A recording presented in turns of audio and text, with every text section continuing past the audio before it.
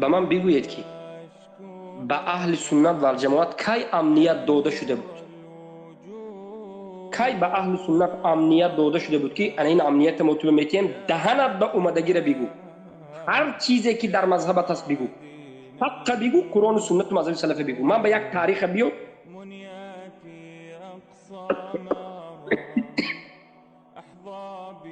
بعد از سلف صالح، زمان سلف صالح هم احمد ابن حنبل، ابو حنیفه و این علما را میدونید. تا این زمان بعد از صحابه، بعد از تابعین، علما غریب شدن شروع کرد. کی به علمای اهل سنت امنیت کامل و پره داده شد که دین را بدون یگان ممانعت و ضدیت 100% رسانند، بدون فتنه و تحقیر، بدون ترمه و دشنام و قتل. مگر ابن تیمیه رحمه الله امنیتشان در زیر خطر نبود؟ 8 مراتب به درون ترمه انداختند، در درون ترمه وفات کردند. چرا ابن تیمیه به ما منت نکردند؟ چرا ابن تیمیه نگفتند که امنیتم خوب نیست بیا زندگی کن؟ حق گفت. چرا ابن تیمیه مسئله را 50 به 50 گفتی روسا 50 نه 50 50 به 50 نکرد؟ به مانند امروز علما که امنیت خراب است گفتن مسئله را 80% بیان میکنند، 20% بیان نمیکنند، تیز پرک ها به وجود میاد، خون تیزهای بی ادب به وجود میاد. از سبب چی به وجود میاد؟ از سبب کامل بیان نکردن مسئله تا آخر. والله حق ظاهر نمیشه. تو وقتی که الله در بالای عرش گفتی، تو باید بگویی که کسی که این انکار کنه کافر است. لیکن فقط گفتی که الله در بالای عرش است، لیکن من دیگه گپ نمیزنم، دومش بگفتی، تو نامعقول کردی. تو دعوت منهج رسول الله نیست. در همه مثلا تا آخر باید صحبت کرد. سبب تمام علمایی که عذاب کشیدند، به سرشون فتنه اومد، به خاطر چی بود؟ شما یک بار فکر کنید.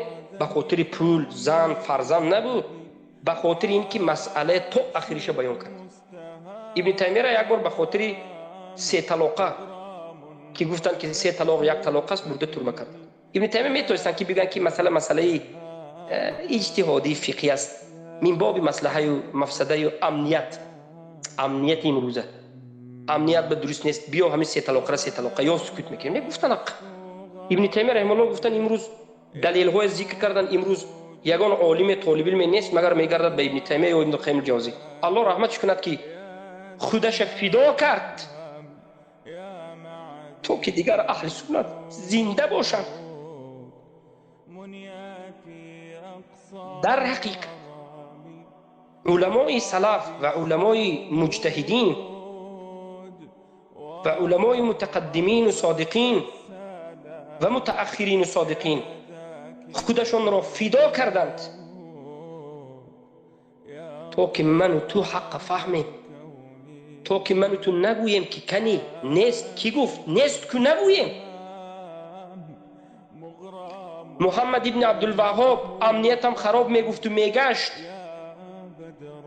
شرایط وزمین است و امنیتم خراب است میگفت و میگشت.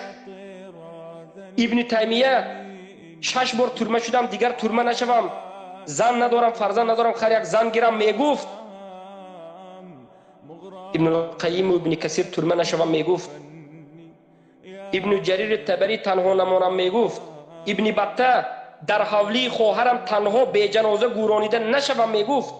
امام بخاری تنها در خانه 4 سال به کس نمورم میگفت. امروز حق به ما کی میرسونه؟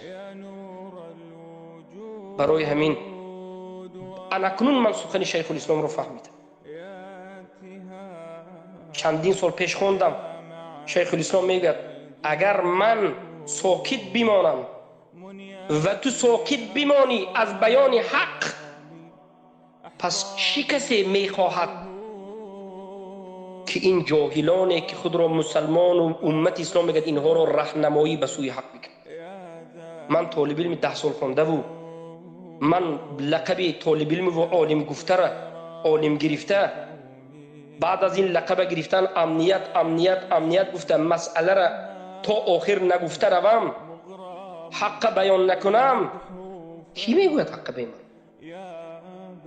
اکنون میفهمم که ابن تیمیه جگرش خون شده این سخن را گفته است رحمه الله. بیچاره نه زن گرفت نه فرزند داشت، عمرش به اسلام صرف کرد، در درون ترمه 81 مراتب قرآن را ختم، در حالت ختم کردن و تفسیر کردن آیت این للمتقین مفازه، این آیت را خواندند و سرشون غلطید.